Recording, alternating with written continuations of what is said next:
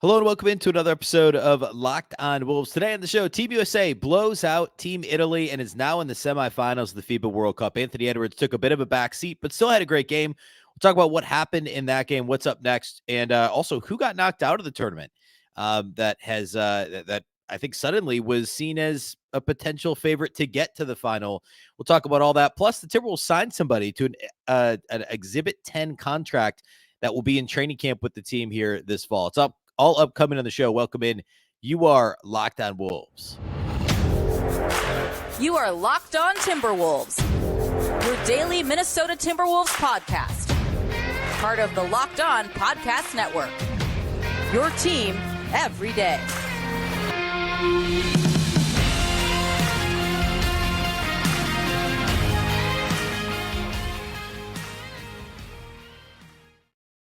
Welcome to the Locked On Wolves podcast, part of the Locked On Podcast Network, your team every day. My name is Beecken. I'm the host of Locked On Wolves. Happy Wednesday, everybody. Happy hump day. And a big thank you for making Locked On Wolves your first listen every day. Of course, this show is free and available everywhere, including YouTube, as well as all of your favorite audio platforms. Wherever you like to listen to podcasts, you can find Locked On Wolves. You can also watch on the Locked On Sports Minnesota app, and that's on both Roku and Amazon Fire TV. This show, along with all the other Minnesota Locked On podcasts, of course, the Vikings start this week. The Gophers have game 2 this week, so Locked On Golden Gophers, Locked On Vikings. Hockey starts soon. Check out Locked On Wild. And the Twins have I think, 7-game lead in the Central Division now, so if you're a baseball fan, check out Brandon Warren and Locked On Twins. All those shows are great. You can get them all on either Roku or Amazon Fire TV on the Locked On Sports Minnesota app today. You can also follow this show on Twitter at Locked On T-Wolves and also at Beecken, and that's with 2 B's, 2 E's, C-K-E-N. All right, we're checking it on Team USA. I do want to talk some actual Timberwolves a little bit later. The Wolves did sign Javonte Cooke to an Exhibit 10 contract. We'll talk about what that means, who he is, why that name might sound familiar to you a little later in the show. I want to start with Team USA because as you're listening to this tomorrow, they're off. They have 2 consecutive off days before the semifinals. Team USA has advanced. They dominated Italy on Tuesday, and they will advance to take on we do know they're going to play Germany. This just happened. Is Germany ended up squeaking out a win over who did they beat? Latvia. And so the Team USA will play Germany on Friday. So there's 2 days in between. I don't believe that game's going to happen before I record Friday's show. So we'll talk a little bit more about that later. But next Team USA game, Friday, Team USA advances with a big win over Italy. The final score, USA ended up winning by 37 points in this one. Just an incredible performance by the team as a whole. And, of course, Anthony Edwards had a much quieter game. He only made 1 basket. He was scoreless in the first half, ended up only with 3 points, hit a 3-pointer. I think it was the first possession of the third quarter. Coming out of halftime, Team USA ran some action to get him a shot. But this was just a quiet Anthony Edwards game. And it was interesting. It seemed as though he was making a concerted effort to pass the basketball more often. He only ended up with 3 assists, which still was tied for third on the team. But he was much more active, both, I thought, on the glass. I know he only had 3 rebounds. It just kind of felt like he was around the ball more defensively when he wasn't guarding the ball. Like he was crashing the glass a bit more. He kept getting the ball in transition, and he was kind of the guy head-manning the ball. He was a lot of times getting the initial outlet pass and then head-manning it up the floor. A couple of hockey assists mixed in there, especially in the first half as Team USA was building this lead. It was finding Tyrese Haliburton in the corners for easy threes. He was probably the biggest beneficiary of Ant's passing. To a lesser extent, like we also saw that from, well, not to a lesser extent because he led the team in scoring, but Mikal Bridges. But I think Haliburton a lot of times was on the receiving end of Ant passes. 8 of Haliburton's 9 field goal attempts for threes, and many of those were from the corner. Mikal Bridges shot the ball extremely well, led the team in scoring. This was just a well-rounded effort. Team USA scored 100 points. They only had 3 players score in double digits. So that right there gives you a pretty good sense for, and in fact, everybody played. Everybody on the roster played, 12 guys, and 11 of them scored. Cam Johnson only played 10 minutes. He played the whole fourth quarter. He's the only guy that didn't score on the roster. Just a really, really well-rounded performance by Team USA. And again, with Ant, it really felt like like he knew that he's known all along. He's the guy, right? In fact, we'll talk about this a little bit later. Team USA plays Germany next. That was the game after the Germany exhibition game when Steve Kerr said, Ant is the guy. He knows he's the guy. Everybody else here now knows he's the guy, right? That's when Steve Kerr said that, was after Ant's performance against Germany. That remains the case. And after he scored 35 last time out, and what did he shoot? 26 times or something? Nobody else shot more than 12. Like he had 2.5 times as many shot attempts as anyone else on the team in the last game, which they lost, by the way. Team USA just passed the ball much better in this game. And Ant was a big part of that. The offense wasn't necessarily running through him, but anytime the ball found him, he was making a quick read. And it always seemed to be the right read. He still squeezed the trigger on 5 3-pointers. He just only made 1. And of the 5, I think 4 of them were pretty wide open. In fact, the one he made might have been the toughest shot he took in the game. He just missed some open threes. He had a couple go in and out. Like that happens. I thought his decision-making was really, really good in this game. And actually, after the game, there were some quotes that were, it was pretty clear that Team USA had this discussion and encouraged Ant to share the ball a little bit more. But it wasn't said in a way like, can you believe this guy? He shot so much this last game we lost. It was more like, hey, he's really good. We're even better when we all share the basketball. So Mikal Bridges' quote after the game was, quote, Ant could get 30 whenever he wants, like easily. We talked to him and tried to help him out just to find guys, and that's what he did. And he's probably the happiest dude in the locker room right now. So, shout out to Ant for that. He knows how dominant he is. I think we kind of fed off that. Once we saw Ant doing that and how happy he was, everybody kind of had that joy as well. So Bridges takes this and kind of extrapolates it out to the rest of the team and saying, hey, we all were trying to get ours. Ant just, gets his the easiest and got the most opportunity. But now, because we know the guy that can score 30 any day of the week, now that he's sharing the ball and he's loving it, we can all do the same thing and we can all benefit. And again, only 3 players on the team ended up in double figures. Bridges led the team with 24 on 8 of 11 shooting, ultra efficient, got to the line 4 times. Halliburton was second in scoring, actually led the team in minutes. Well, second in minutes next to Banchero. Had 20 minutes played, 18 points on 9 shots. I mean, this offense was so efficient. They shot 54% from the field, 47% from 3, only attempted 15 free throws. And again, just a well-balanced attack. Austin Reeves had 12 off the bench, including a big tip-in, hit a couple of nice 3-pointers, hit a really tough step back early. I think it was late first half. Brandon Ingram, only 8 points, but I thought he played really well off the bench. Tied for second on the team with four rebounds in this game, a couple of assists. It was good to see. The last couple of games, Brandon Ingram has looked more like maybe not entirely the NBA version of himself, but what he needs to do for this team off the bench, right? To provide a little bit of that punch, but also do a little bit of everything. And we finally are starting to see that from Ingram. Jaren Jackson Jr. got into foul trouble again early. I want to talk more about that next, actually, and what needs to happen as Team USA looks ahead to facing Germany in the next round, because Germany gave the USA a run for their money in their exhibition game. Obviously, it was exhibition, but the way that Team USA has been playing, the way that they're structured, they obviously should beat Germany, but Germany remains the only undefeated team in this tournament, and clearly they had problems with Germany in the exhibition game. So I want to talk about a little bit more about this game against Italy and some of my concerns is such a strong word, but things to keep an eye on for the USA-Germany semifinal game. Of course, the winner of that game goes to the championship game. The loser goes to the third place game.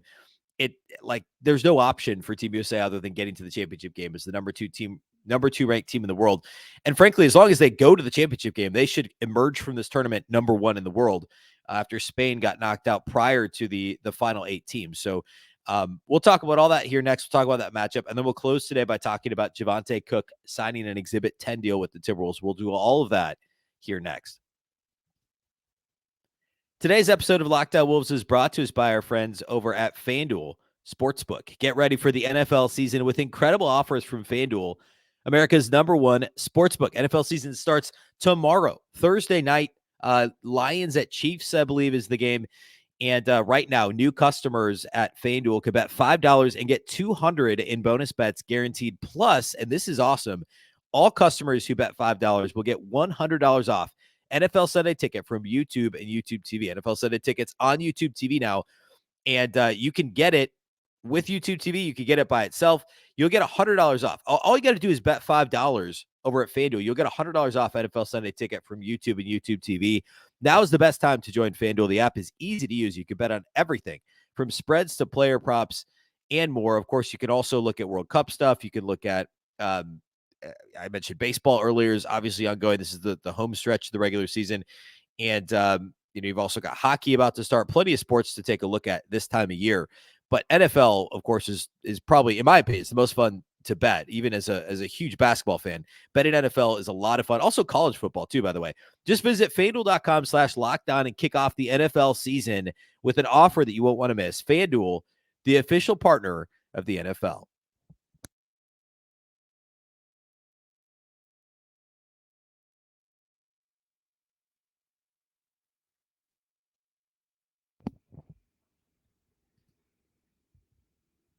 All right, some additional thoughts from Team USA's win over Italy, blowout win, 37-point win in the semifinals. We talked about the balanced offense. We talked about Bridges and Halliburton. We talked a little bit about Austin Reeves. Jalen Brunson, again, was a little bit of a mixed bag. I thought in general he played well, but he's going to be really important. Germany has Dennis Schroeder on their team, and they struggled with him in the exhibition game.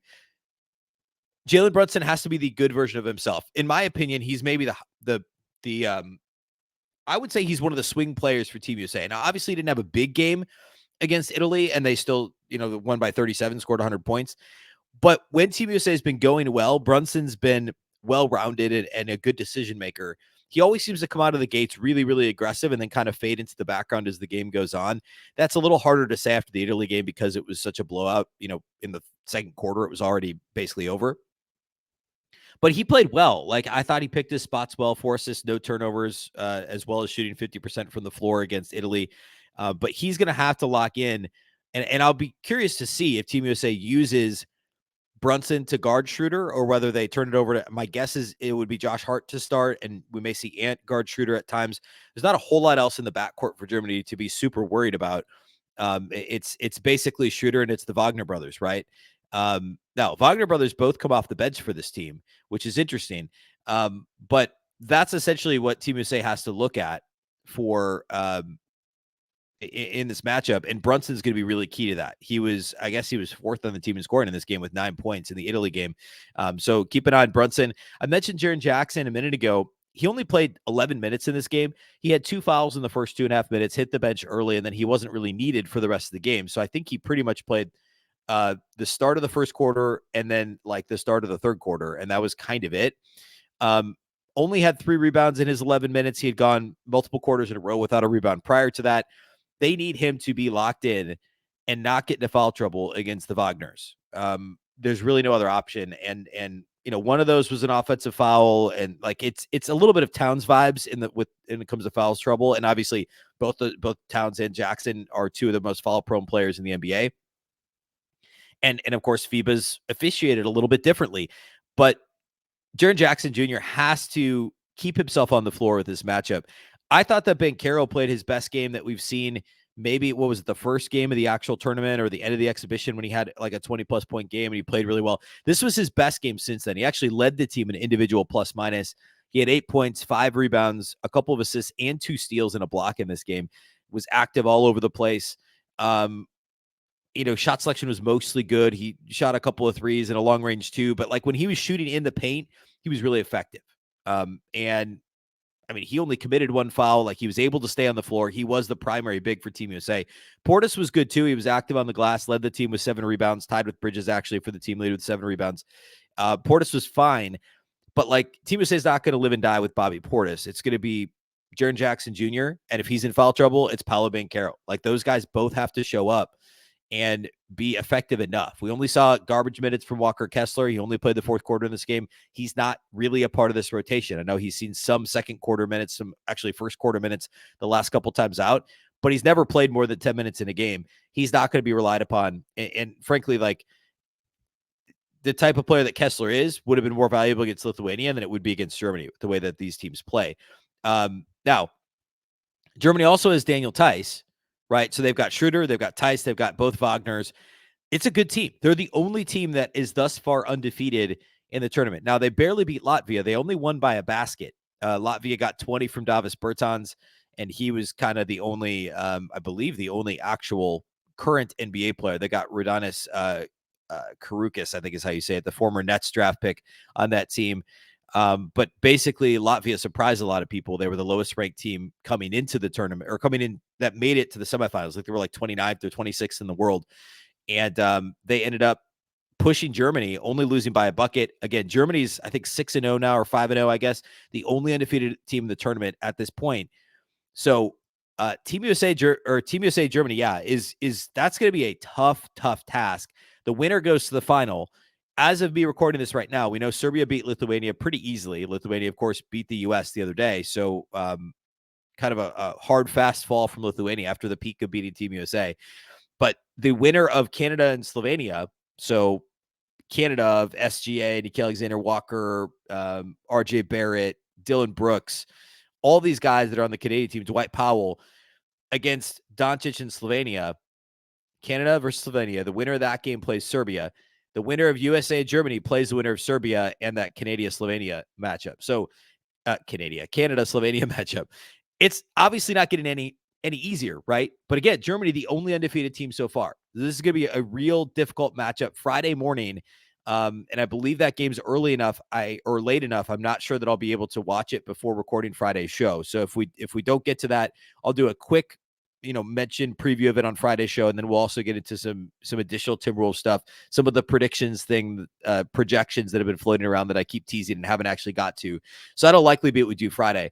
But I guess my keys right now, if I don't preview it Friday, are Jalen Brunson being competitive against Dennis Schroeder and giving Team USA something offensively, and then whoever guards him otherwise, whether it's Ant or Josh Hart, to do a solid job on Schroeder to force the ball out of his hands. And then number 2, Jaren Jackson Jr. staying out of foul trouble. Team USA rebounded the ball well against Italy, but I think the numbers are more a function of Italy not shooting the ball well. Italy was 31% for the field, 30.7% for the field in this game. Team USA had 51 total rebounds to Italy's 33. So they were plus 18 on the glass after being, a minus 16 or something against Lithuania. Again, more a function of the volume of missed shots from Italy than anything else. But also defensively, Team USA looked like they were more engaged as a unit. The rotations were crisp. Guys were engaged. They were getting after loose balls. They actually turned it over more than Italy did in the game. But in general, the defense was strong. So solid team defense. Jaren Jackson staying out of foul trouble. All that's related to rebounding the basketball better and then doing a good job on Schroeder. The Wagners are going to get theirs. They just are, right?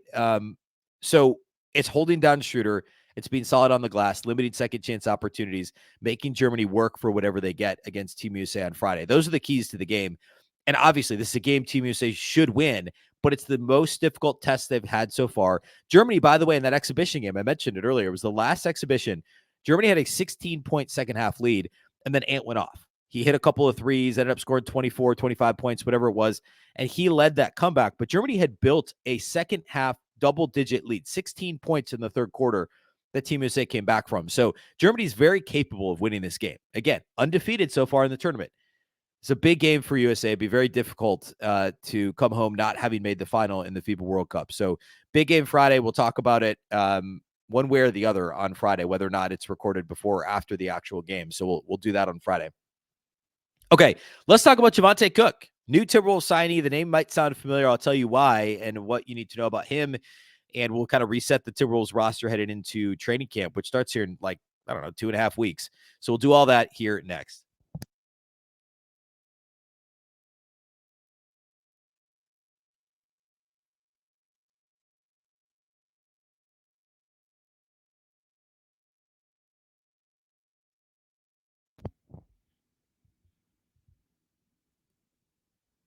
All right, closing out the show with a bit of Javonte Cooke talk. If that name sounds familiar, it's because he played for the Iowa Wolves last year and was also on the Summer League entry of the Timberwolves.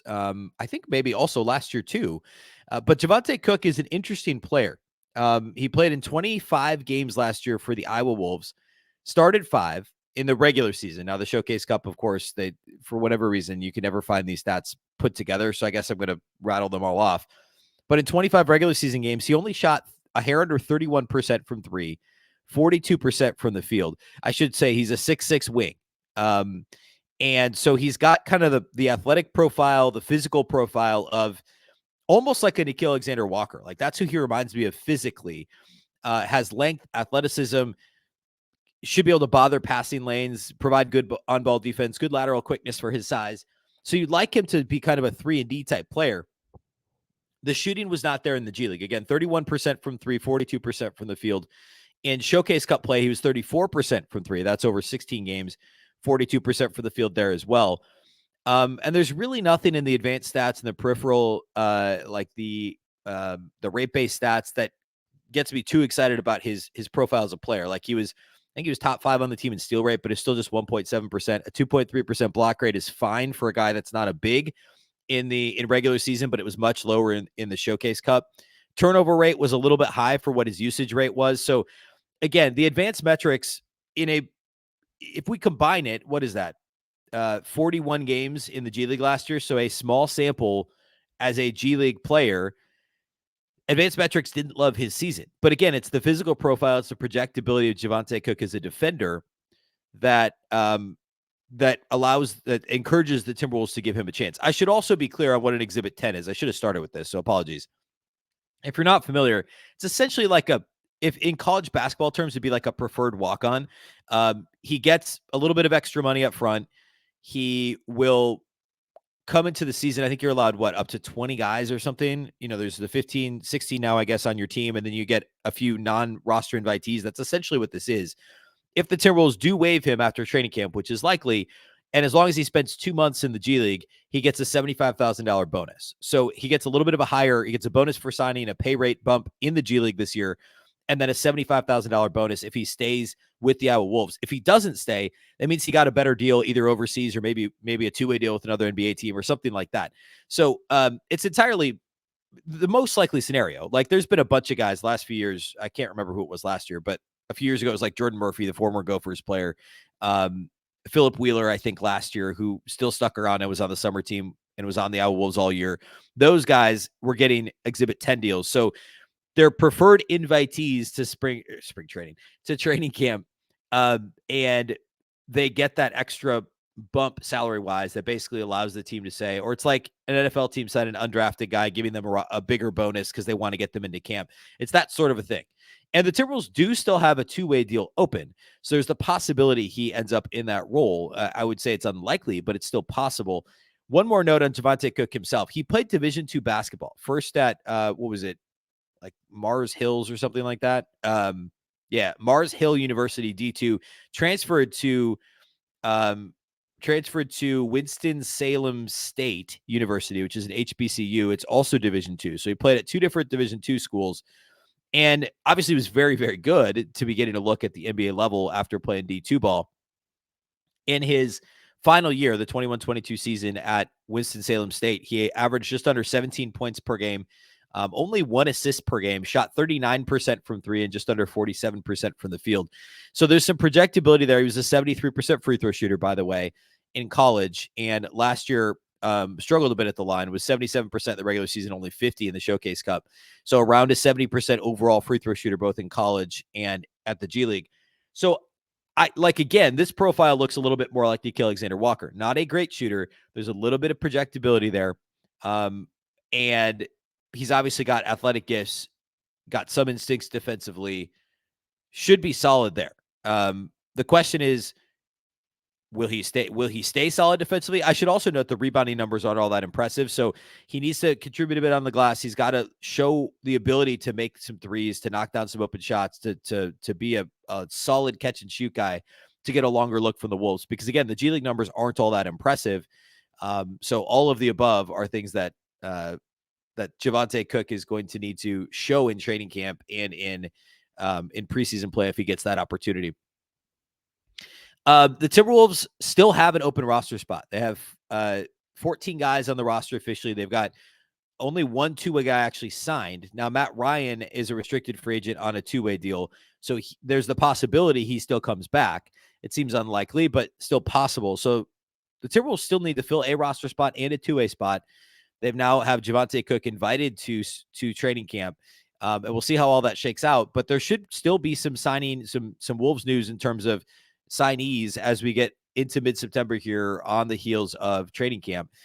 There's been a little bit of movement throughout the league the last couple of days. In fact, just on Tuesday, Danny Green signed with the Sixers. Christian Wood, who was still out there, signed a 2-year deal with the Lakers, added more to their front court depth. I mean, they've already got Rui Hachimura, Jared Vanderbilt, obviously Anthony Davis. The Lakers roster suddenly looks much, much better than it did even 12 months ago. So, I mean, good for Christian Wood. Like, it's a bargain deal for the Lakers. So, there's still some free agent movement out there.